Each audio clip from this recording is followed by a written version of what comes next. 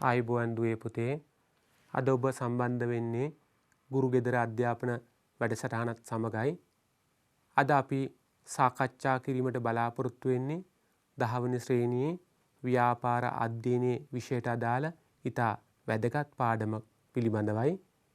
ඔබට පේනවා ඇති නිපුණතාවාද 4 අපි සාකච්ඡා කිරීමට බලාපොරොත්තු වෙන්නේ. ව්‍යාපාරික ගනුදෙනු වාර්තා කරයි. නිපුණතා මට්ටම 4.1 ව්‍යාපාරික ගනුදෙනු ගිණුම් කරන සමීකරණයේ ඇසුරින් ඉදිරිපත් කරයි. නිපුණතා මට්ටම 4.1 සඳහා වෙන් වෙලා තියෙන කාලච්ඡේද සංඛ්‍යාව 10යි. මෙම පාඩමට අදාළ ඉගෙනුම්ඵල 8ක් තියෙනවා. ඒ කියන්නේ මේ පාඩම අවසානයේදී ඔබට සාක්ෂාත් කරගත යුතු ඉගෙනුම්ඵල 8ක් තිබ්බට දරුවනේ අද පාඩමින් මේ ඉගෙනුම්ඵල සියල්ල අපිට සාක්ෂාත් කරගන්න අපහසු වෙනවා. තවත් මෙවැනි වැඩසටහන් කිහිපයක් ඉදිරියේදී කිරීමෙන් පසුව මෙම ඉගෙනුම්ඵල සියල්ලම ඔබට සාක්ෂාත් කර දීමට අපි බලාපොරොත්තු වෙනවා. බලමු ඉගෙනුම්ඵල ගිණුම් කරණය යන්න පැහැදිලි කරයි. ගිණුම් කරන අරමුණු හා අවශ්‍යතාව දක්වයි. ව්‍යාපාර ගනුදෙනු පැහැදිලි කර නිදසුන් ඉදිරිපත් කරයි. වත්කම් වගකීම් ආදායම් වියදම් හා හිමිකම් මතුවන ආකාරයේ ගනුදෙනු ඉදිරිපත් කරයි. ගිණුම් කරන සමීකරණය ඉදිරිපත් කර එහි මූලික සංරචක විස්තර කරයි. බාහිර වගකීම් නොමැති අවස්ථාවලදී ගිණුම් කරන සමීකරණය ගොඩනගයි. බාහිර වගකීම් ඇති අවස්ථාවලදී ගිණුම් කරන සමීකරණය ගොඩනගයි. හිමිකම් වෙනස් වීම සිදුවන අවස්ථා නිදසුන් ඇසුරින් පැහැදිලි කරයි. අපි බලමු. මෙම ඉගෙනුම්ඵල 8 සාක්ෂාත් කර දීම සඳහා ඔබට පෙළ පොතේ පාඩම් දෙකක් පෙළ ගස්සලා තියෙනවා. පළවෙනි පාඩම තමයි 4 ගිණුම් කරණයේ හැඳින්වීම. ඉන් පසුව ඔබට පස්වෙනි පාඩම තියෙනවා මේ සඳහා පෙළ ගස්සලා ගිණුම් කරන සමීකරණය.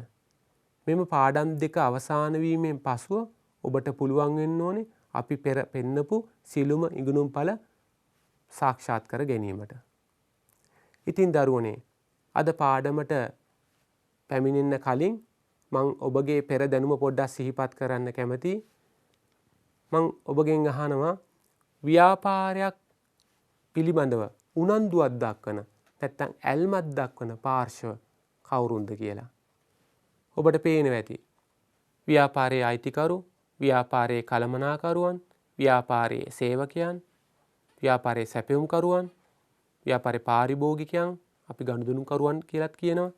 මූල්‍ය ආයතන සහ ණය හිමියන්, තරඟකරුවන්, රජයේ විවිධ ආයතන, ප්‍රජාව, අනාගත ආයෝජකයන්. මේ සම්බන්ධයෙන් ඔබ කලින් පාඩමක හොඳින් අධ්‍යයනය කළා තියෙනවා. එහෙනම් බලමු ඇල්මැති පාර්ශව ගැන ඔබ දැන් දන්නවා. අපි බලමු ගිණුම්කරණය කියන්නේ මොකක්ද කියලා. ව්‍යාපාරයක් කෙරෙහි ඇල්මැති පාර්ශවවලට අවශ්‍ය තීරණ ගැනීම සඳහා ප්‍රයෝජනවත් වන තොරතුරු සැපයීමේ ක්‍රියාවලිය ගිණුම්කරණය ලෙස හඳුන්වයි. දරුවනේ ඇල්මැති පාර්ශවවලට තීරණ ගන්න ඕනේ. තීරණ ගන්න නිකන් බෑනේ. මොනවද ඕනේ වෙන්නේ? තොරතුරු ඕන වෙනවා. එහෙනම් ඇල්මැති පාර්ශවවලට තීරණ ගැනීමට තොරතුරු සපයන එක තමයි අපි ගිණුම්කරණයෙන් කරන්නේ. ඇල්මැති පාර්ශවවලට අවශ්‍ය තීරණ ගන්න තොරතුරු සපයනවා ගිණුම්කරණයෙන්. අපි බලමු. බොහෝ ව්‍යාපාරික තීරණ සඳහා මොනවද අවශ්‍ය වෙන්නේ? මූල්‍යමය තොරතුරු ඉතා වැදගත් වෙනවා. මුදලින් මනින්න පුළුවන් තොරතුරු තමයි ඉතා වැදගත් වෙන්නේ. මූල්‍යමය තොරතුරු සැපයීම සඳහා පවතින ගිණුම්කරණයට අපි කියනවා මොනවා කියලාද? මූල්‍ය ගිණුම්කරණය කියලා කියනවා. එහෙනම් බොහෝ ව්‍යාපාරික තීරණ සඳහා අවශ්‍ය වන්නේ මූල්‍ය තොරතුරු. මූල්‍ය තොරතුරු සැපයීම සඳහා පවතින ගිණුම්කරණයට අපි කියනවා මූල්‍ය ගිණුම්කරණය කියලා කියනවා. ගිණුම්කරණයේ අවශ්‍යතාව. මේ ගිණුම්කරණය මොකටද අවශ්‍ය වෙන්නේ? ඔබට පේනවා ඇති. ව්‍යාපාරික ඇල්මැති පාර්ශවවලට තීරණ ගැනීමට අවශ්‍ය තොරතුරු සැපයීම ගිණුම්කරණයේ අවශ්‍යතාව වේ. එහෙනම් ගිණුම්කරණයේ අවශ්‍යතාව මොකද්ද? ඇල්මැති පාර්ශවවලට තීරණ ගැනීමට අවශ්‍ය තොරතුරු සැපයීමයි.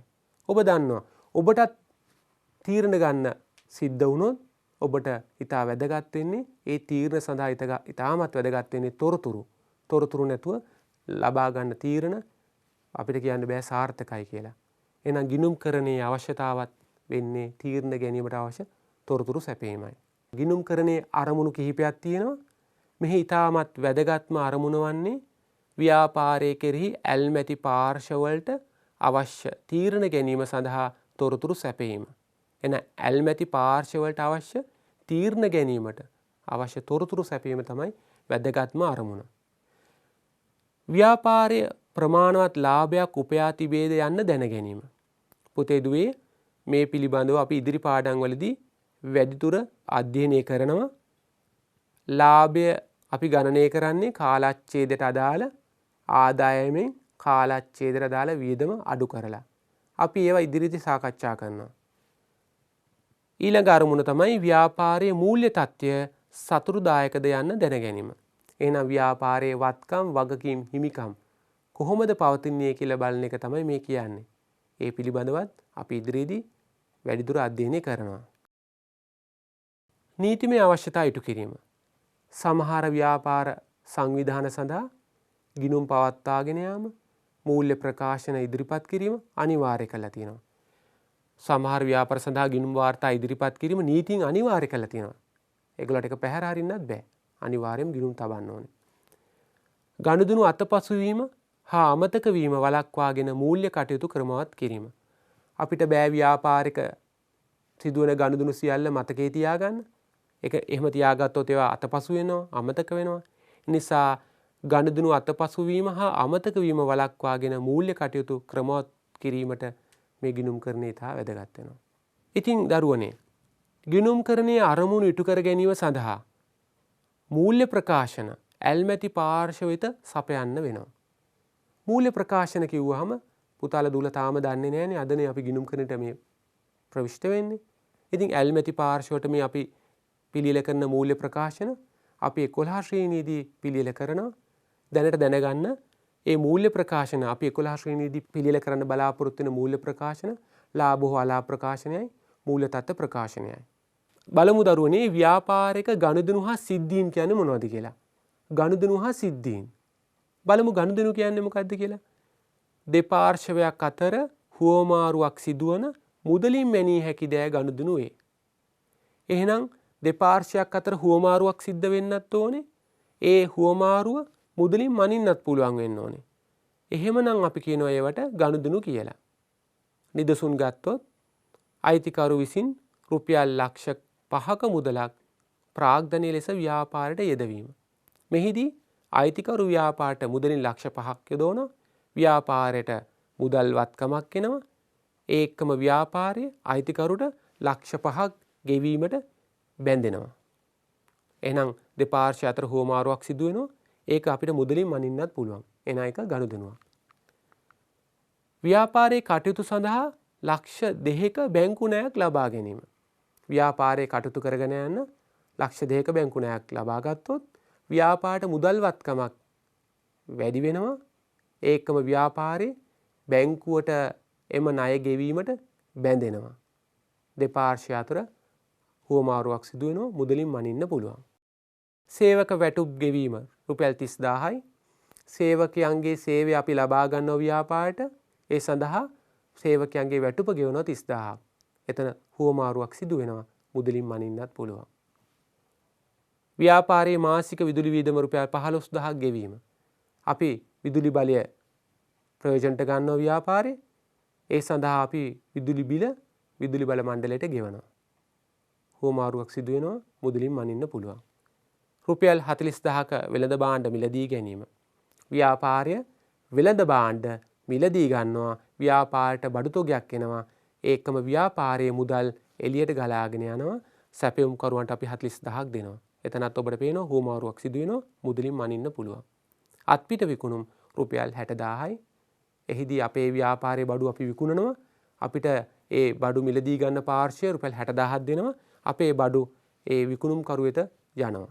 දැන් බලමු දුවේ පුතේ සිද්ධීන් කියන්නේ මොනවද කියලා. මොනවද මේ සිද්ධීන් කියන්නේ? දෙපාර්ශ්වයක් අතර හුවමාරුවක් සිදු නොවුනද ව්‍යාපාරයේ වත්කම් වගකීම් හිමිකම් කෙරෙහි බලපෑමක් ඇතිවන මුදලින් මැනිය හැකි දෑ සිද්ධීන් වේ. එහෙනම් ව්‍යාපාරයක් අතර හුවමාරුවක් සිදු නොවුනද ව්‍යාපාරයේ වත්කම් වගකීම් හිමිකම් කෙරෙහි බලපෑමක් ඇති වෙන මුදලින් මැනිය හැකි දෑවලට අපි කියන මොකද? සිද්ධීන් කියලා. මේ සිද්ධීන් වලදී හුවමාරුවක් සිදුවන්නේ නැහැ. හැබැයි ව්‍යාපාරයේ වත්කම් වගකීම් හිමිකම් කියන ඒවාට බලපෑමක් සිද්ධ වෙනවා. ඔබ මේ වත්කම් මොනවද වගකීම් මොනවද හිමිකම් මොනවද කියන එක අපි ඉදිරියේදී අපි සාකච්ඡා කරනවා. නිදසුන් ලෙස පෙන්වුවොත් රුපියල් 5000ක බඩු තොගයක් විනාශ වීම. හුවමාරුවක් සිද්ධ වෙන්නේ නැහැ. නමුත් බඩු තොගයක් විනාශ වෙනවා. එම නිසා ව්‍යාපාරයේ වත්කමක් අඩු වෙලා හිමිකමකුත් අඩු වෙනවා. ඔබට තාම ඒ ගැන පුළුල් අවබෝධයක් නැහැ. අපි සමීකරණයේ ගණිතණු සටහන් කරනකොට එකින් එක මේ පිළිබඳ හොඳ අවබෝධයක් ලබා දීමට බලාපොරොත්තු වෙනවා. ව්‍යාපාරයේ ණයගැතියුගෙන් ලැබීමට තිබූ රුපියල් 2000ක මුදල ඔහු මිය යාම නිසා අහිමි වීම. ඒකට අපි කියනවා බොල් ණය කියලා. 2000ක මුදලක් අපිට අහිමි වෙනවා. ඒක නිසා අපේ ණයගැති වත්කමක් අඩු වෙනවා. ඒකම අපේ හිමිකම අඩු වෙනවා. අපි පිළිබඳවත් ඉදිරියේදී හොඳින් සාකච්ඡා කරන්න බලාපොරොත්තු වෙනවා. දරුවනේ දැන් බලමු ගනුදෙනුවක් කිව්වොත්. අපි ගනුදෙනුවක් ප්‍රධාන වශයෙන් කොටස් දෙකකට බෙදනවා. අත්පිට සිදුවන ගනුදෙනු, ණයට සිදුවන ගනුදෙනු. පුතාලා දූලා දන්නවා ඇති. අපි කඩේට ගිහලා යම් භාණ්ඩයක් ගන්නව නම් ඒ භාණ්ඩේ ගන්න අවස්ථාවේදීම අපි මුදල් දෙනවා නම් අපි ඒකට කියනවා අත්පිට සිදුවන ගනුදෙනුවක් කියලා. අපි භාණ්ඩයක් කඩේකින් ගන්නවා අපි කියනවා මේ භාණ්ඩයට අදාළ මුදල දැන් නෙවෙයි අපි ඉදිරි සතියේදී ගෙවනවා කියලා කියනවා. එහෙම කිව්වොත් ඒක ණයට සිදුවන ගනුදෙනුවක්. එහෙනම් අත්පිට සිදුවන ගනුදෙනු ණයට සිදුවන ගනුදෙනු කියලා ගනුදෙනු කොටස් දෙකකට බෙදන්න පුළුවන්. ගනුදෙනුව සිදුවන අවස්ථාවේදී එහි වටිනාකම බේරුම් කිරීමට තමයි කියන්නේ අත්පිට සිදුවන ගනුදෙනු කියලා.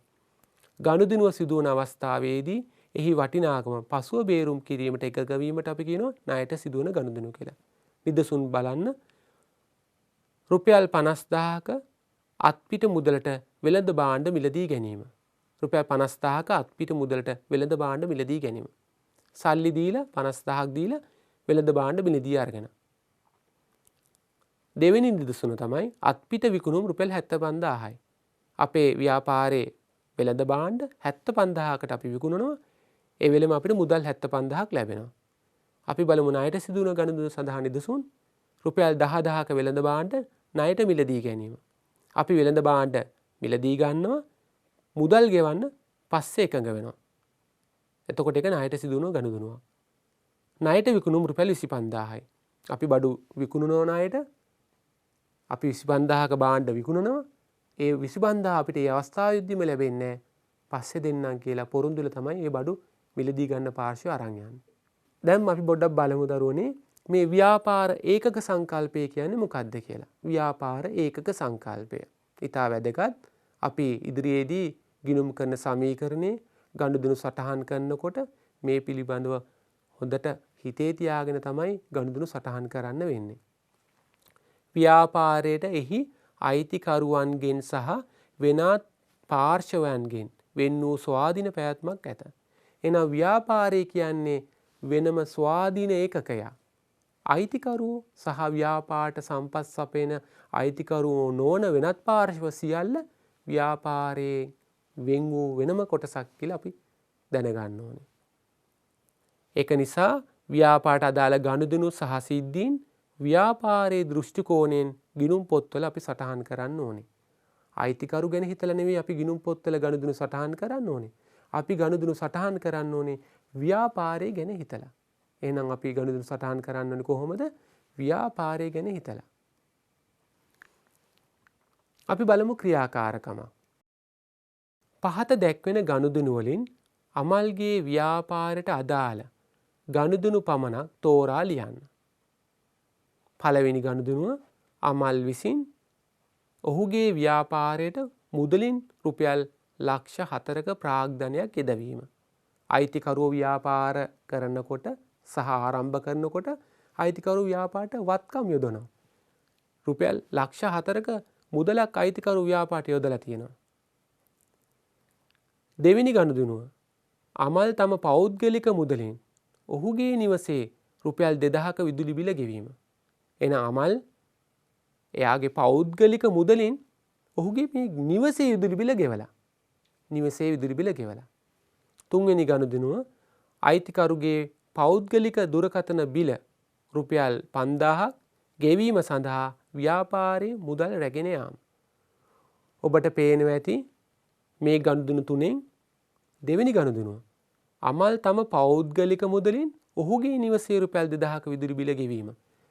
මේක කිසිසේත් ව්‍යාපාරයට අදාළ ගනුදෙනුවක්ද? ව්‍යාපාරයට අදාළ ගනුදෙනුව නොවන බව ඔබට පැහැදිලි ඇති. නමුත් පළවෙනි ගනුදෙනුව සහ තුන්වෙනි ගනුදෙනුව දෙස බැලුවොත් ඔබට පේනවා ඒක ව්‍යාපාරයට අදාළ ගනුදෙනුවක් කියලා. අමල් විසින් ඔහුගේ ව්‍යාපාරයට මුදලින් රුපියල් 40000ක ප්‍රාග්ධනයක් දෙව්වොත් ව්‍යාපාරයේ මුදල් වත්කම වැඩි වෙනවා. ව්‍යාපාරයේ හිමිකම වැඩි වෙන බවට ඔබට ඉදිරියේදී අපි පෙන්වලා දෙන්න. තුන්වෙනි ගනුදෙනුව අයිතිකරුගේ පෞද්ගලික දුරකථන බිල රුපියල් 5000ක් ගෙවීම සඳහා ව්‍යාපාරයේ මුදල් රැගෙන යනවා. එහෙනම් ඔබට අපි ඉදිරියේදී පෙන්නනවා ව්‍යාපාරයේ මුදල් වත්කම අඩු වෙනවා 5000ක් ඒකම ව්‍යාපාරයේ හිමිකම අඩු වෙනවා 5000ක් ගැනිලි ලෙස. තාම පුතාලා දුලට ඒ ගැන අවබෝධයක් නැහැ. අපි ඉදිරියේදී ඒක පෙන්නලා දෙන්න. එහෙනම් ඔබට පේනවා ව්‍යාපාරයට අදාළ ගනුදෙනු මොනවද කියලා බැලුවොත් පිළිතුරු බලමු දරුවනේ. පළවෙනි පිළිතුර තියෙනවා ව්‍යාපාරයට අදාළ ගනුදෙනුවක්සේ. දෙවෙනි පිළිතුරත් ව්‍යාපාරයට අදාළ ගනුදෙනුවක්සේ අපිට පෙන්වලා දෙන්න පුළුවන්.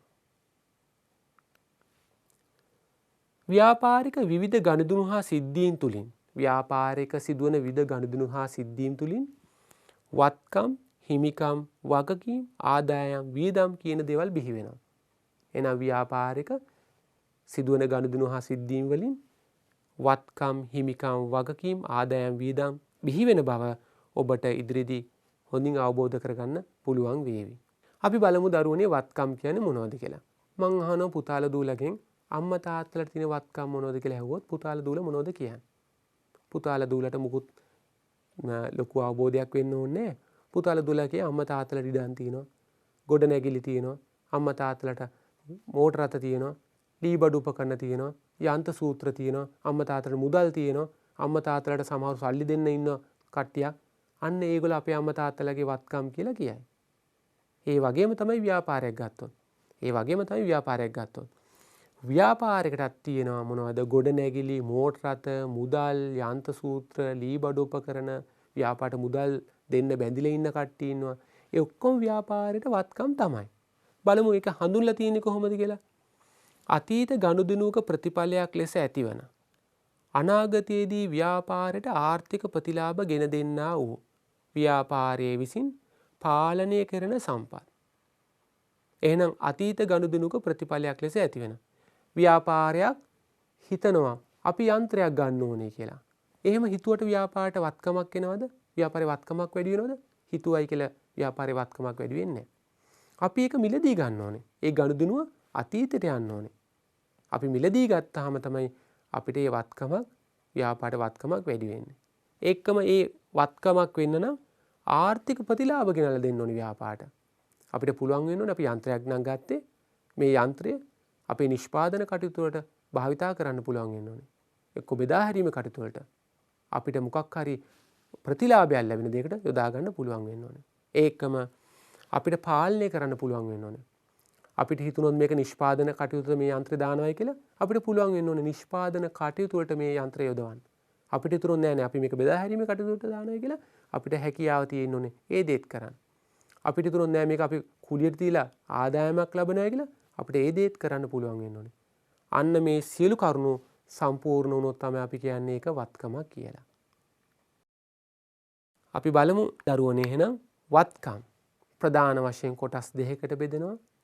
එකක් තමයි ජංගම වත්කම්, අනික එක ජංගම නොවන වත්කම්. එහෙනම් ජංගම වත්කම් කියන්නේ මොකක්ද කියලා බලමු. ඉදිරි වර්ෂය තුල පාවිච්චි කිරීම, විකිණීම හෝ මුදල් බවට පත්වෙතයි අපේක්ෂිත වත්කම්. ඉදිරි ගිණුම් වර්ෂය තුල පාවිච්චි කිරීම, විකිණීම හෝ මුදල් බවට පත්වෙතයි අපේක්ෂිත වත්කම් වලට අපි කියනවා ජංගම වත්කම් කියලා.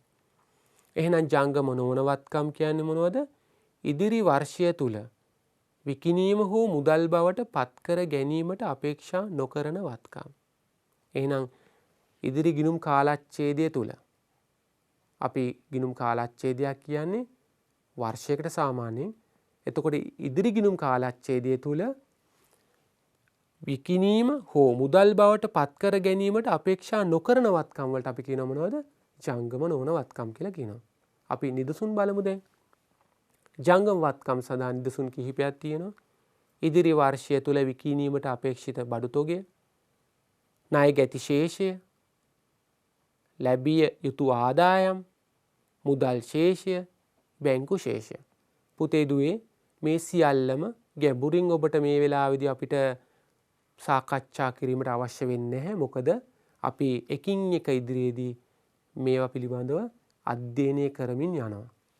ජංගම නොවන වත්කම් වලට නිදසුන් ඉඩම් හා ගොඩනැගිලි, ලීබඩු, යන්ත්‍රෝපකරණ, මෝටර රථ, ආයෝජන, වර්ෂ 5ක ස්ථාවර තැන්පතුක අපි මුදල් යෙදුවොත් ඒකත් ජංගම නොවන වත්කමක් සේ අපිට පෙන්වලා දෙන්න පුළුවන්. බලමු දැන් හිමිකම කියන්නේ මොකක්ද කියලා. හිමිකම්. හිමිකම කියන්නේ ව්‍යාපාරයේ සතු වත්කම් වලින් අයිතිකරුට හිමි ප්‍රමාණයට අපි කියනවා හිමිකම කියලා. ඔබට පේනවා ඇති මේ රූප සටහනේ. අයිතිකරුවෙක් ඉන්නෝ ව්‍යාපාරික. ඔහු පෙන්නනවා මේ ගොඩ නැගිල්ල. ඔබට පේනවා ඇති ඉඩමක්. මෝටර රථ, මුදල්. මෙන්න මේ ව්‍යාපාරයේ වත්කම් වලින් අයිතිකරුට අයිති ප්‍රමාණය තමයි අපි හිමිකම කියලා කියන්නේ. එහෙනම් මේ වත්කම් වලින් අයිතිකරුට යම් ප්‍රමාණයක් අයිති නම් අන්න ඒ ටිකට අපි කියනවා මොකද්ද? හිමිකම කියලා කියනවා. අයිතිකරු පමණක් ව්‍යාපාරයට වත්කම් සපයා ඇති විට අපි ගිණුම් කරන සමීකරණයක් ගොඩ නැගුවොත් දරුවනේ.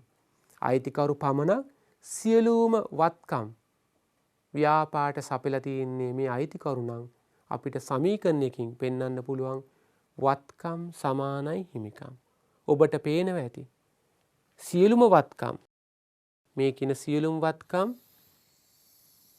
සපයලා තියෙන්නේ අයිතිකරු නම් මේ සියල්ලටම අයිතිකරු වෙන්නේ කවුද?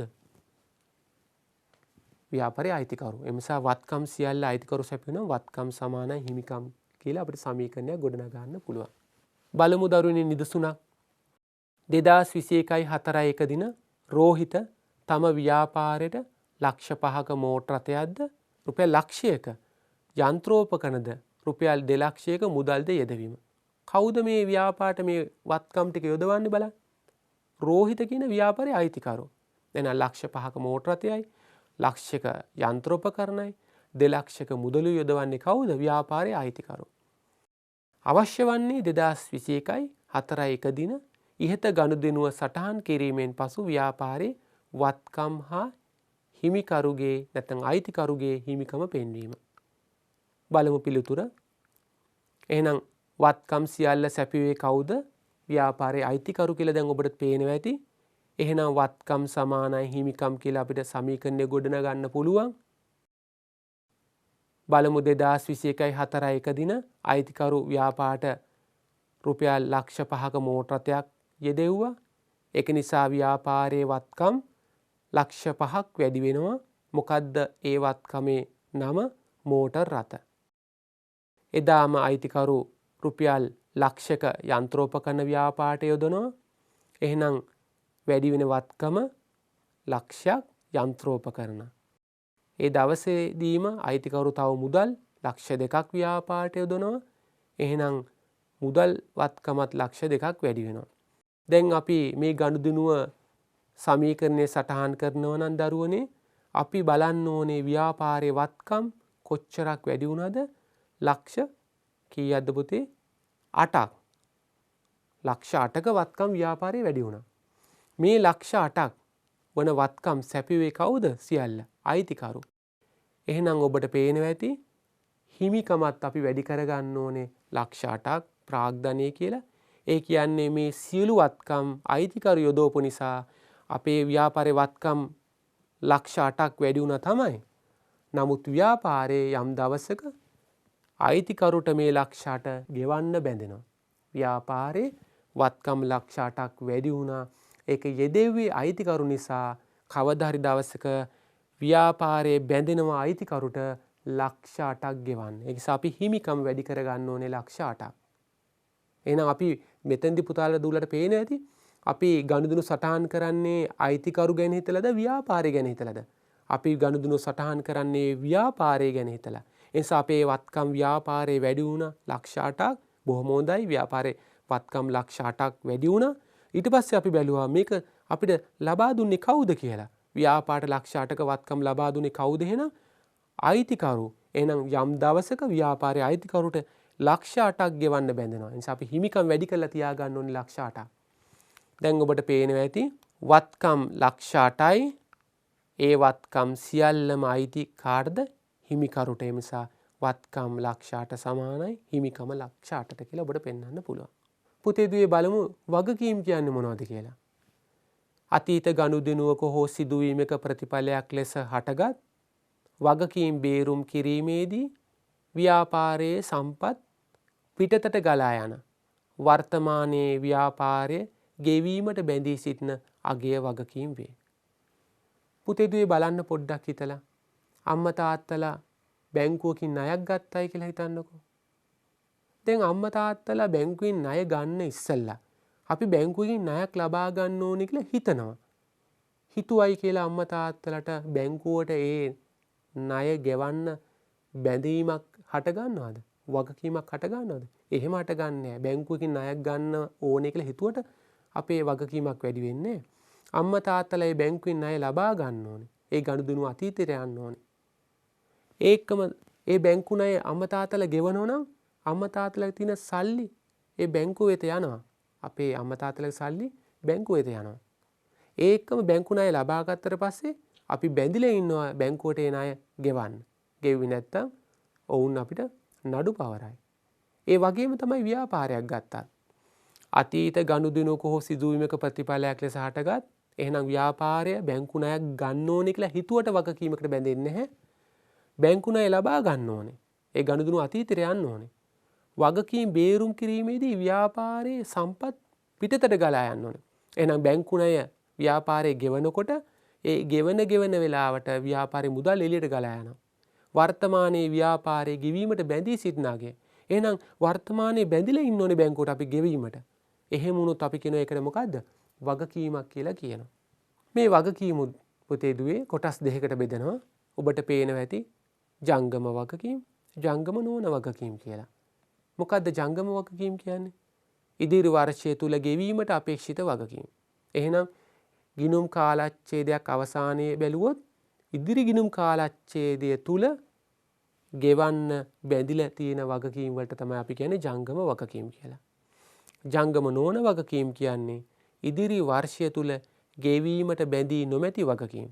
එහෙනම් ඉදිරි ගිණුම් කාලච්ඡේදය තුලදී අපි ගෙවන්න බැඳිලා නැත්තම් යම් වගකීමකට අපි ඒකට කියනවා ජංගම නොවන වගකීම් කියලා.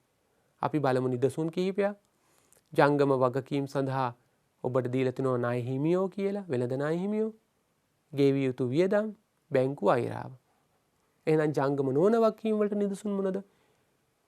අපි බලමු ඉදිරි වර්ෂය තුලදී ගෙවීමට සිදු නොවන බැංකු ණය.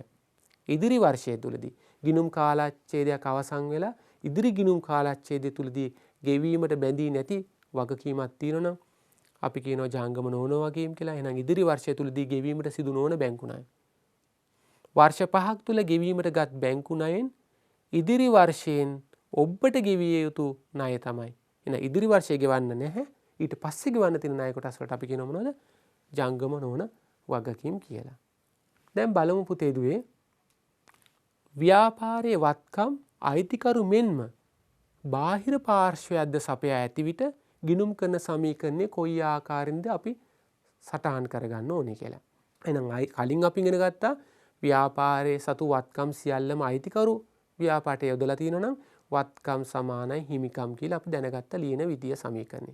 දැන් බලන්න අයිතිකරු විතරක් නෙවෙයි බාහිර පාර්ශ්වයත් ව්‍යාපාරයට වත්කම් යොදලා තියෙනවා නම්. එතකොට අපේ සමීකරණය මොකද්ද වෙන්න ඕනේ? වත්කම් සමානයි හිමිකම් ධන වගකීම්. එහෙනම් දරුවනේ පේනවා ඇති මේ වත්කම් මේ මුළු වත්කම් ටික අයිතිකරු විතරක් නෙවෙයි ව්‍යාපාරයට සපයලා තියෙන්නේ. අයිතිකරු මෙන්ම තවත් බාහිර පාර්ශ්වයක් ඉන්නවා. එහෙනම් පුතේ දුවේ පේනවා ඇති ව්‍යාපාරයේ වත්කම් අයිතිකරු මෙන්ම අයිතිකරු නොවන බාහිර පාර්ශ්වයන් සපයලා තියෙනවා නම් වත්කම් සමානයි හිමිකම් ධන වගකීම් කියලා අපිට සමීකරණය ගොඩනගන්න පුළුවන්. අපි බලමු නිදසුනකට ගිහිල්ලා. 2021 අප්‍රේල් මාස 1 දින ඇරඹු දිල්ෂාන්ගේ ව්‍යාපාරයේ පළමු සතිය තුල සිදු වූ ගනුදෙනු දෙකක් පහත දැක්වේ. පළවෙනි ගනුදෙනුව තමයි 2021 අප්‍රේල් 1 දේශාන් ව්‍යාපාරට ලක්ෂ 4ක මුදලක් යෙදවීම. අයිතිකරු ව්‍යාපාරට මුදලින් ලක්ෂ 4ක ප්‍රාර්ථනයක් යොදවලා තියෙනවා. දෙවෙනි ගනුදෙනුව තමයි 2021 4/6 ව්‍යාපාරයේ සඳහා ලක්ෂක බැංකු ණයක් ලබා ගැනීම. ඔබට මෙතන පේනවා ඇති ව්‍යාපාරයේ අයිතිකරු ව්‍යාපාරට ලක්ෂ 4ක වත්කමක් සපයලා තියෙනවා. මුදල් වත්කම. අයිතිකරු නොවන බාහිර පාර්ශවයක්. ඒ කියන්නේ බැංකුවකින් අපි බැංකු ණයක් ලබාගෙන තියෙනවා රුපියල් ලක්ෂයක. එහෙනම් ව්‍යාපාරයේ වත්කම් ඔක්කොම එකතු කරොත් පුතාලා දුරට පේනවා ඇති ලක්ෂ 5ක වත්කම් දැන් තියෙනවා. හැබැයි මේ ලක්ෂ 5න් අයිතිකරු ව්‍යාපාරට සපයලා තියෙන්නේ ලක්ෂ 4ක්. ඉතුරු ලක්ෂය සපයලා තියෙන්නේ කවුද? අයිතිකරු නොවන බාහිර පාර්ශවයක් වෙන බැංකුව. අපිට අවශ්‍ය වන්නේ ඉහත ගනුදෙනු වත්කම් සමානයි හිමිකම් ධන වගකීම් සමීකරණෙහි සටහන් කර 2021 4/7 දිනට ව්‍යාපාරයේ වත්කම් හිමිකම් සහ වගකීම් පෙන්වීම. දැන් අපේ පුතාලා දුල දන්නවා පිළිතුරු සපයනකොට සමීකරණය ලියන්න වෙන්නේ වත්කම් සමානයි හිමිකම් ධන වගකීම් කියලා. මොකද අයිතිකරු විතර නෙවෙයි ව්‍යාපාරට වත්කම් සපයලා තියෙන්නේ. අයිතිකරු නොවන බාහිර පාර්ශවයක් දිනනවා මෙතන. නිසා වත්කම් සමාන හිමිකම් ධන වගකීම් කියලා සමීකරණය අපිට ලියන්න වෙනවා. අපි බලමු 2021 4/1 දින අයිතිකරු ව්‍යාපාරට රුපියල් ලක්ෂ 4ක මුදලක් යොදවනවා. එහෙනම් ව්‍යාපාරයේ දෘෂ්ටි කෝණයෙන් බැලුවොත් ව්‍යාපාරයේ වත්කමක් වැඩි වෙනවා ලක්ෂ 4ක. මොකද්ද වත්කම? මුදල් කියලා අපි ලියලා තියෙනවා. හැබැයි මේ ලක්ෂ 4ක මුදල දැන් යෙදෙව්වේ සැපෙව්වේ කවුද කියලා බලනවා. බැලුවාම අපිට පේනවා මේක සපයලා තියෙන ව්‍යාපාරයේ අයිතිකරු කියලා. ඒ නිසා මේ ලක්ෂ 4 කවදාරි අපි අයිතිකරුට නැවත ගෙවන්න බැඳෙන නිසා අපි සමීකරණයේ හිමිකම් වැඩි කරගන්න ඕනේ ලක්ෂ 4ක් ප්‍රාග්ධනය කියලා. ඒ කියන්නේ ලක්ෂ 4ක් අයිතිකරු ව්‍යාපාරට මුදල් යෙදෙව්වා. ඒ නිසා අපි ව්යාපාරයේ වත්කම් වැඩි කරගත්ත ලක්ෂ 4ක්. දැන් අපි බැලුවා මේ ව්‍යාපාරට ලක්ෂ 4ක් සැපෙව්වේ කවුද? අයිතිකරුද? අයිතිකරු නොවන වෙනත් බාහිර පාර්ශවයක්ද කියලා බැලුවා. අපිට පෙනී ගියා අයිතිකරු තමයි මේක සැපෙව්වේ කියලා. ඒ නිසා අපි වත්කම් ලක්ෂ 4ක් අපේ ව්‍යාපාරේ වැඩි කරගත්තා මුදල් කියලා. ඒකම අයිතිකරු මේක සපයපු හින්දා කවදාරි ඔහුට දෙන්න බැඳෙනවා අපි. ඒ නිසා අපි හිමිකමත් වැඩි කරගත්තා ලක්ෂ 4ක් ප්‍රාර්ථනය කියලා. දැන් බලමු දුවේ පුතේ 2021 4/6 දින ගනුදෙනුව අපි බැංකු ණයක් ගත්තාම ව්‍යාපාරයට වත්කමක් එනවා. මොකක්ද එන වත්කම? මුදල් කියන වත්කම. අපි බැංකු ණයක් ගත්තාම ව්‍යාපාරයට ලක්ෂයක මුදලක් එනවා. මුදල් කියන්නේ ව්‍යාපාරයට වත්කමක්නේ. ඉතින් බලන්න ව්‍යාපාරයේ වත්කම් වැඩි වෙනවා බලන්න. වත්කම් ධන ලක්ෂයයි. මොකද්ද වත්කම? මුදල්. මොකද වත්කම් වර්ග ගොඩක් තියෙන්න පුළුවන් හින්දා අපි වත්කම ලියන එක ඉතා වැදගත් දරුවනේ. හැබැයි මේ ලක්ෂය මේ ව්‍යාපාරයට මේ මුදල් ලක්ෂයක් ලැබුණා. නමුත් මේක සැපෙව්වේ කවුද? අයිතිකරුද නැත්නම් අයිතිකරු නොවන වෙනත් බාහිර පාර්ශවයක්ද? ඔබට පේනවා අයිතිකරු නොවන වෙනත් බාහිර පාර්ශවයක් තමයි මෙම මුදල සැපෙව්වේ. එහෙනම් අපිට හිමිකම් වැඩි කරගන්න බෑ. මෙතෙන්දි හිමිකම් වැඩි කරගන්න බෑ. අයිතිකරු නොවන වෙනත් පාර්ශවයක් නිසා අපි වැඩි කරගන්නේ වගකීමයි. ඔබට පේනවා ඇති වගකීම් වැඩි වුණා ලක්ෂයක්. මොකද්ද මේ වගකීම? අපි ලියලා තියෙනවා බැංකු ණය කියලා. එහෙනම් වගකීම් වැඩි වුණා ලක්ෂයක් බැංකු ණය කියලා. වත්කම ලක්ෂයක් වැඩි වුණා ව්‍යාපාරේ. ඒ ලක්ෂය සඳහා අපි වගකීමකට බැඳෙනවා බැංකුවට ලක්ෂයක් බැංකු ණය ලෙස. බලන්න වත්කම් එකතු කරාම දරුවනේ ලක්ෂ 5ක් වෙනවා. ඒ ලක්ෂ 5න් ලක්ෂ 4ක් අයිති වෙන්නේ ව්‍යාපාරයේ අයිතිකරුට. ඒ ලක්ෂ 5න් ලක්ෂයක් දැන් අයිති වෙන්නේ බාහිර පාර්ශවයක් වන බැංකුවට බව ඔබට මෙතනින් පැහැදිලි වෙනවා ඇති. දරුවනේ අපි ආදායම් කියන්නේ මොනවද කියලා බලමු. ආදායම් සඳහා නිදසුන් බලමු ඉස්සෙල්ලාම. විකුණුම් ආදායම, විකුණුම් කොමිස් ආදායම්, පොලි ආදායම්, ගොඩනැගිලි කුලී ආදායම්. දැන් මේ ආදායම් සඳහා නිදසුන් සැපෙවට අපි ඉදිරියේදී ගනුදෙනු සටහන් කරනකොට දරුවනේ මේ එක එකක් ආදායම් ගැන ඔබට පැහැදිලි කරලා දෙන්න බලාපොරොත්තු වෙනවා. හොඳයි දරුවනේ. ඔබ දැනගන්න ඕනේ ආදායම් කාටද හිමි වෙන්න ඕනේ? ව්‍යාපාරයේ ආදායම් ඉපෙවුවොත් ඒක හිමි වෙන්න ඕනේ ව්‍යාපාරයේ අයිතිකරුට. ව්‍යාපාරයේ යම් කිසි ආදායමක් ඉපෙවුවොත් අයිතිකරුට නම් ඒක හිමි වෙන්නේ ආදායම් නිසා හිමිකම වැඩි වෙන්න ඕනේ. ඔබට පේනවා ඇති ව්‍යාපාරික ආදායම් හිමිවන්නේ ව්‍යාපාරයේ අයිතිකරුට වන බැවින් ආදායම නිසා හිමිකම වැඩි වේ. එහෙනම් ව්‍යාපාරයේ යම් කිසි ආදායමක් ඉපෙවුවොත් ඒක හිමි වේ යුත්තේ කාටද? ව්‍යාපාරයේ අයිතිකරුටයි. අපි බලමු ක්‍රියාකාරකමකට ගිහිල්ලා චානකගේ පරිගණක අලුත් වැඩියා කිරීමේ ව්‍යාපාරයේ 2021 අප්‍රේල් මාස මුල් සතිය තුල සිදු වූ ගනුදෙනු කිහිපයක් පහත දැක්වේ. 2021 අයිතිකරු ලක්ෂ 3ක මුදලක් සහ 2 ලක්ෂයක යන්ත්‍රෝපකරණ ව්‍යාපාරයට යෙදවීම. එහෙනම් අප්‍රේල් 1 වෙනිදා දරුවනේ පේන ඇති අයිතිකරු ලක්ෂ 3ක මුදලකුත් 2 ලක්ෂයක යන්ත්‍රෝපකරණත් ව්‍යාපාරයට යොදවලා තියෙනවා. දෙවෙනි ගනුදෙනුව 2021 ව්‍යාපාරය සඳහා ලක්ෂයක බැංකු ණයක් ලබා ගැනීම. තුන්වෙනි ගනුදෙනුව 2021 පරිගණක අලුත් වැඩියා කර 6000ක සේවා ආදායමක් ලැබීම. දැන් අපිට අවශ්‍ය වන්නේ මොකද? ඉහත ගනුදෙනු වත්කම් සමානයි හිමිකම් ධන වගකීම් සමීකරණෙහි සටහන් කර 2021 7 දිනට ව්‍යාපාරයේ වත්කම් හිමිකම් සහ වගකීම් පෙන්වීම. අපි බලමු කොහොමද මේක සටහන් කරන්න කියලා. පිළිතුර සපයනකොට ඔබ දන්නවා මේ ව්‍යාපාරයේ වත්කම් සපයලා තියෙන පාර්ශ්ව දෙකක් කියලා දැන් ඔබ දන්නවා. අයිතිකරුත් සපයලා තිබ්බා. අයිතිකරු නොවන බාහිර පාර්ශ්වයකුත් සපයලා තිබ්බයි කියලා දැක්කා. ඊට අමතරව අපි දැක්කා සේවා ආදායමකුත් ව්‍යාපාරයේ උපයලා තියෙනවායි කියලා. ඉතින් අපි ඒක ඔළුවේ තියාගෙන සමීකරණයේ ගනුදෙනු ටික සටහන් කරන්න යමු. දැන් බලන්න 2021 අයිතිකරු රුපියල් ලක්ෂ 3ක මුදලක් ව්‍යාපාරයට යෙදෙව්වහම ව්‍යාපාරයේ වත්කම ලක්ෂ 3ක් වැඩි වෙනවා. අපි ගිණුම් තියන්නේ ව්‍යාපාරය ගැන හිතලා හින්දා අපේ ව්‍යාපාරයේ වත්කම් ලක්ෂ 3ක් වැඩි වෙනවා. අපි සටහන් කරනවා වත්කම් පැත්තේ ධන ලක්ෂ 3යි මුදල් කියලා වත්කම ලිව්වා. ඊට පස්සේ තව වත්කමක් අයිතිකරු එදිනම සපයනවා ව්‍යාපාරයට ලක්ෂ 2ක යන්ත්‍රෝපකරණ. දැන් මේ ඒ වත්කමත් නිසා ව්‍යාපාරයේ වත්කම් තවදුරටත් වැඩි වෙන නිසා අපි ධන කරා ලක්ෂ 2ක් වත්කම් මොකද්ද කියලා ලිව්වා යන්ත්‍රෝපකරණ කියලා ලිව්වා. මේ වත්කම් සියල්ල සැපෙවේ අයිතිකරු වන බැවින් අපි හිමිකම මොකද්ද කරගන්න ඕනේ? හිමිකම් වැඩි කරගන්න ඕනේ ලක්ෂ 5ක් ප්‍රාග්ධනය කියලා. ඔබට පේනවා ඇති එහෙනම් අපි ගිණුම් තිබ්බේ ව්‍යාපාරයේ දෘෂ්ටි කෝණයෙන් අපි ව්‍යාපාරයේ වත්කම් වැඩි වුණා අප්‍රේල් 1 වෙනිදා ලක්ෂ 5ක් මුදල් සහ යන්ත්‍රෝපකරණ වශයෙන් අපි බැලුවා මේක සැපිවේ කවුද ව්‍යාපාරයට? අයිතිකරුද අයිතිකරු නොවන බාහිර පාර්ශ්වයක්ද කියලා බැලුවා. බැලුවාම අපිට පෙනී ගියා මේ වත්කම් අපිට ලබා දුන්නේ අයිතිකරු කියන කෙනා. ඒ නිසා අපි අපේ වත්කම් ලක්ෂ 5ක් වැඩි වෙනවත් එක්කම අපි හිමිකම වැඩි කරගත්ත ලක්ෂ 5ක් ප්‍රාග්ධනය කියලා. 2021 අපි බැංකු ණයක් ලබා ගන්නවා. ඒ බැංකු ණය ලබා ගැනීම නිසා අපේ ව්‍යාපාරයේ වත්කම් වැඩි වෙනවා. අපි වත්කම් පැත්ත ධන කරගත්ත ලක්ෂයක්. මොකද්ද වැඩි වෙච්ච වත්කම? මුදල්. අපි න මුදල් කියලා සටහන් කරලා තියෙනවා. අපි බලමු දැන් අපේ ව්‍යාපාරට මේ ලක්ෂයක මුදලක් සැපිවේ කවුද? අයිතිකරුද? අයිතිකරු නොවන වෙනත් කෙනෙක්ද? අපිට පේනවා මේ ලක්ෂයක මුදලක් අපිට සැපිවේ අයිතිකරු නොවන වෙනත් බාහිර පාර්ශ්වයක් කියලා. එහෙනම් අපිට හිමිකම ධන කරගන්න බෑ. හිමිකම් වැඩි කරගන්න බෑ. අයිතිකරු නොවන වෙනත් පාර්ශ්වයන් නම් මේ මුදල අපිට සැපෙවේ අපි වැඩි කරගන්න ඕනේ වගකීම්. කවදාද අපි ගෙවන්න බැඳෙනවා බාහිර පාර්ශ්වයකට ලක්ෂයක මුදලක්.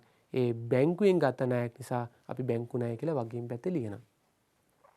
තුන්වෙනි ගනුදෙනුව ඔබට පේනවා ඇති 2021 එදා අපි සේවාවක් සපයලා අපි පරිගණක අලුත් වැඩියා කිරීමේ ව්‍යාපාරයන්නේ කරන්නේ. අපේ සේවකයෙක් ගිහිල්ලා කිසියම් ආයතනයක පරිගණකයක් කැඩිච්ච පරිගණකයක් හැදුවයි කියලා හිතන්නකෝ. හැදුවා නිසා අපිට රුපියල් 6000ක සේවා ආදායමක් ලැබෙනවා. අපි එහෙනම් මුදල් වත්කම මොකද්ද වෙන්න ඕනේ? රුපියල් 6000ක් වැඩි වෙන්න ඕනේ. හැබැයි මේක ආදායමක්. ඔබට පේනවා ඇති මේ රුපියල් 6000 අපිට ලැබුණේ සේවාවක් සපයලා. එහෙනම් ඒක අපේ ආදායමක්. එහෙනම් මං කලින් කිව්වා පුතාලා දුලට ආදායම් කාටද අපි ලබා දිය යුත්තේ? ව්‍යාපාරයේ ආදායම් සියල්ල ලබා දිය යුත්තේ ව්‍යාපාරයේ අයිතිකරුට. එහෙනම් අයිතිකරුට නම් මේ 6000 අපි ලබා දිය යුත්තේ අනාගතයේදී අපි මොකද්ද කරගන්න ඕනේ? හිමිකම් වැඩි කරගන්න ඕනේ 6000ක්. හැබැයි ඒ හිමිකම වැඩි වෙන්නේ මොකක් නිසාද? සේවා ආදායම නිසා. එහෙනම් අපි සේවා ආදායම් කියලා හිමිකම තියෙන තැන ලිව්වා. දැන් බලන්න පුතේ දුවේ 2021යි 4යි 7 වෙනකොට ව්‍යාපාරේ සතු මුළු වත්කම් ප්‍රමාණය 6,06,000යි. මේ 6,06,000න් අයිතිකරු ව්‍යාපාරට ලක්ෂ 3ක මුදලක් යොදලා තියෙනවා. අයිතිකරු ලක්ෂ 3ක මුදලක් යොදලා තියෙනවා. අයිතිකරු ලක්ෂ 2ක යන්ත්‍රෝපකරණ යොදලා තියෙනවා. ඒකම මුදල් ලැබුණ 6,000ක්. ඒක සේවා ආදායමක්. එහෙනම් අයිතිකරුට අයිති 5,06,000ක්. මුළු වත්කම් වලින් 5,06,000ක් දැන් අයිතිකරුට හිමි. ඇයි සේවා ආදායමත් දැන් එකතු වුණ හිමිකමට. ඉතුරු ලක්ෂක වත්කම හිමි වෙන්නේ බාහිර පාර්ශ්වයකට. එබැවින් අපි වගකීම් වල එකතුව ලක්ෂයක්සේ සටහන් කරලා පෙන්නනවා ඔබට. දැන් දුවේ පුතේ බලමු අපි වියදම් කියන්නේ මොනවද කියලා. අපි ඉස්සෙල්ලම වියදම් සඳහා නිදසුන් පොඩ්ඩක් බලමු. ගෙනීමේ කුලී, වැටුප්, ගොඩනැගිලි කුලී වියදම්, රක්ෂණ ගාස්තු, බැංකු ණය පොලී, විදුලි වියදම්, ප්‍රචාරණ ගාස්තු. මේ වියදම් මොනවද කියන එක අපි ඉදිරියේදී ඔබට පෙන්වලා දෙනවා, හැඳින්වීමක් කරනවා. නමුත් දැනට මතක තියාගන්න ව්‍යාපාරයක් ගෙනීමේ කුලී, වැටුප්, ගොඩනැගිලි කුලී, රක්ෂණ ගාස්තු, බැංකු ණය පොලී, විදුලි වියදම්, ප්‍රචාරණ ගාස්තු වගේ ඒවා දරුවොත් ඒවා වියදම්සේ සලකනවා. දැන් පුතාලා දූලගෙන් අපි ඇහුවොත් පුතේ පුතාලා දූලගේ අම්මා තාත්තලා මොන වියදම්ද කරන්න කියලා පුතාලා දූලා කියයි. අපේ කුලියට ඉන්නවනම් අපේ ගොඩනැගිල්ලේ නැත්නම් අපේ ගෙදර කුලිය අම්මා තාත්තට වියදමක් කියයි. අම්මා තාත්තලා ගෙවන විදුලි බිල අම්මලා තාත්තට වියදමක් කියයි. අම්මලා තාත්තලා දුරකථන ගාස්තු බිලක් ගෙවනවා නම් ඒක අම්මලා තාත්තලාගේ වියදමක් කියයි. පුතාලා දූලගේ ප්‍රවාහන ගාස්තු අම්මලා තාත්තලාට වියදමක් කියලා කියයි. ඒ ආකාරයෙන් ව්‍යාපාරයකටත් මේ වගේ දේවල් වියදම් තමයි. එහෙනම් මේ වියදම් අපි කිව්ව පුතාලා දුලට ආදායම් සියල්ල හිමි වියුත්තේ කාටද? අයිතිකරුට කියලා. එහෙනම් වියදම් කාගෙන්ද අපි අඩු කරගන්න ඕනේ? හිමිකමෙන් තමයි අඩු කරගන්න ඕනේ. ව්‍යාපාරේ වියදමක් දරුවයි කියලා අපිට කියන්න පුළුවන්ද බැංකුවට ගිහිලා අපි විදුලි බිල ගෙව්වා අපිට බැංකු ණය දැන් ගෙවන්න බෑ අපි ඔයගොල්ලෝගේ බැංකු ණය අඩු කරනවා කියලා අපිට එහෙම කියන්න පුළුවන්ද බාහිර පාර්ශ්වයකට ගිහිලා? එහෙම කියන්න බෑ. නමුත් අපේ ව්‍යාපාරේ යම් වියදමක් දරුවොත් අපිට හිමිකරුගෙන් ඒ ප්‍රමාණය අඩු කරන්න පුළුවන්. ඔහු තමයි ව්‍යාපාරයේ අයිතිකරු. ඒක නිසා අපිට පේනවා ඇති ව්‍යාපාරයේ වියදම් දරාගත යුත්තේ අයිතිකරු බැවින් වියදම් නිසා හිමිකම අඩු වේ. වියදම් නිසා මොකද්ද වෙන්නේ පුතේ දුවේ? හිමිකම අඩු වෙනවා. අපි ක්‍රියාකාරකමකට ගිහිල්ලා බලමු. 2021 අප්‍රේල් මාස මුල් සතිය තුල තිස්ස ලියනගේ ආරම්භ කළ ව්‍යාපාරයේ තුල සිදු ගනුදෙනු කිහිපයක් පහත දැක්වේ. එහෙනම් අප්‍රේල් මුල් සතිය තුල ගනුදෙනු කිහිපයක් තියෙනවා තිස්ස ලියනගේ මහත්තයා ආරම්භ කරපු ව්‍යාපාරය සම්බන්ධයෙන්. 2021 4 අයිතිකරු ලක්ෂ 4ක මුදලක් ව්‍යාපාරයට යෙදෙව්වා.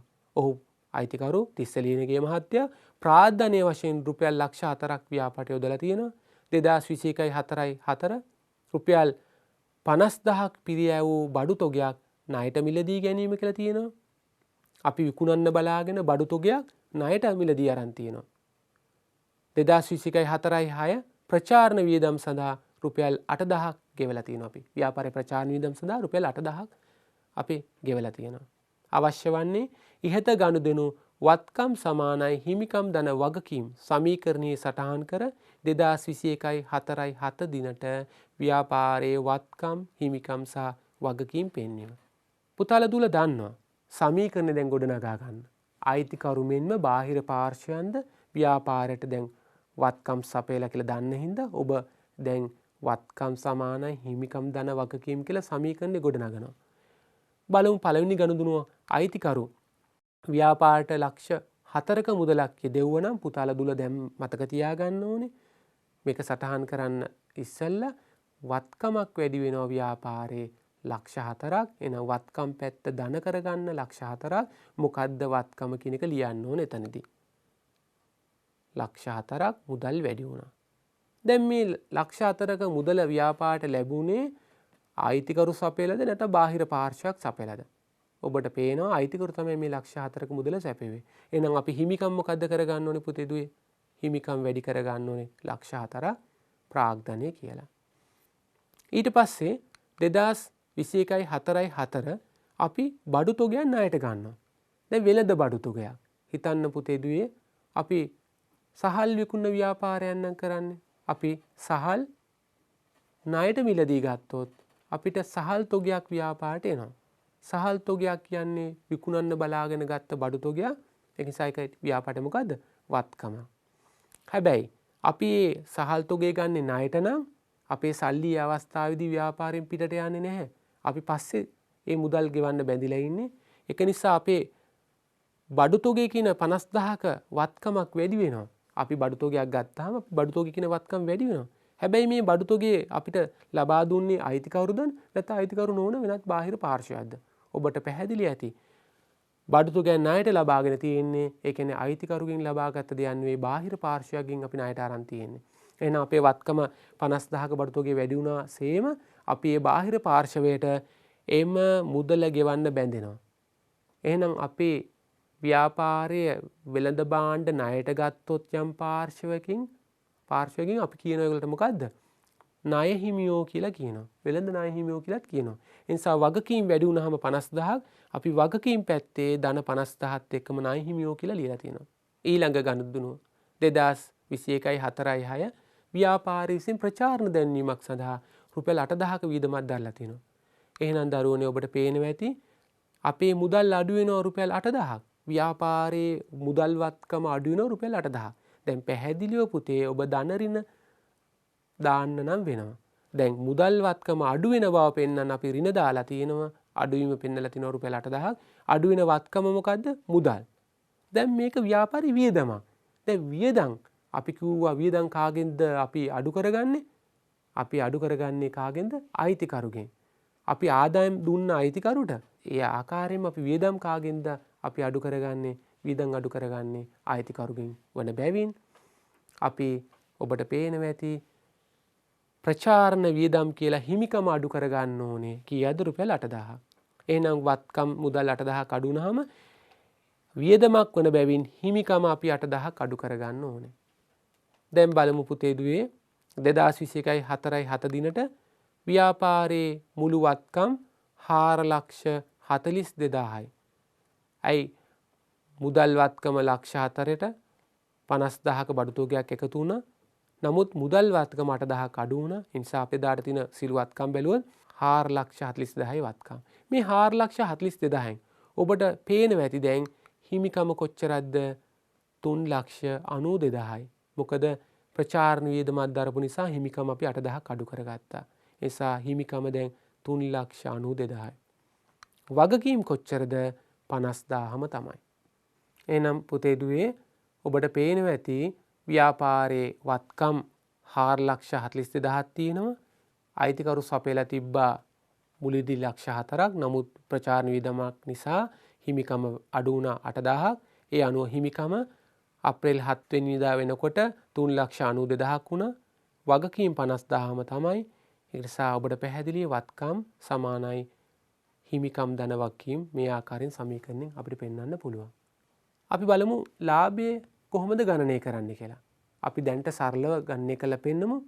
ලාභය ගණනය කරන්නේ කොහොමද? ලාභය සමානයි අපිට පුළුවන් පෙන්වන්න ආදායම් ඍණ වියදම්. ආදායම් වලින් අපි වියදම් ටික අඩු කරාම අපිට ලැබෙන්නේ මොකද්ද? ලාභය. ඔබට පේනවා ඇති ආදායම් වැඩි වුණොත් වියදමට වඩා ආදායම් වැඩි නම් වියදමට වඩා අපිට එන්නේ මොකද්ද? ලාභයක්. අපිට ආදායමට වඩා වියදම් වැඩි වුණොත් ලැබෙන්නේ මොකද්ද? අලාභයක්.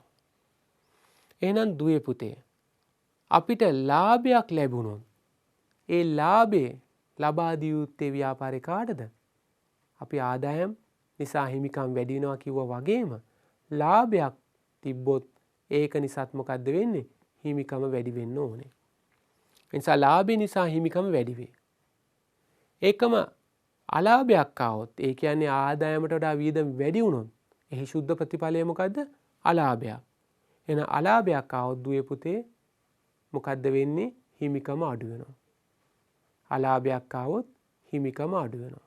එහෙනම් දුවේ පුතේ අද අපි මේ පාඩමෙන් වත්කම් කියන්නේ මොකද්ද? වත්කම් සඳහා නිදසුන් සැපෙව්වා. හිමිකම් කියන්නේ මොකද්ද? ඒකම වගකීම් කියන්නේ මොකද්ද? ව්‍යාපාර වත්කම් අයිතිකරු පමණක් සපයලා තිනොත් නම් ගිණුම් කරන සමීකරණය අපි ගොඩනගන්නේ කොහොමද? අයිතිකරුට අමතරව බාහිර පාර්ශ්වයන්ද ව්‍යාපාර වත්කම් සපයලා තිනොත් නම් අපි ගිණුම් කරන සමීකරණය සටහන් කරන්නේ කොහොමද කියලා අපි පෙන්වලා දුන්නා. නමුත් මේ පාඩම අද අපිට සම්පූර්ණ කරන්න බැහැ. සියලුම ගුණඵල සාක්ෂාත් කරගන්න අපහසුයි කියලා මම මුලින්දීම කිව්වා. එහෙනම් දුවේ පුතේ මේ පාඩම් ඔබ හොඳින් අධ්‍යයනය කරන්න.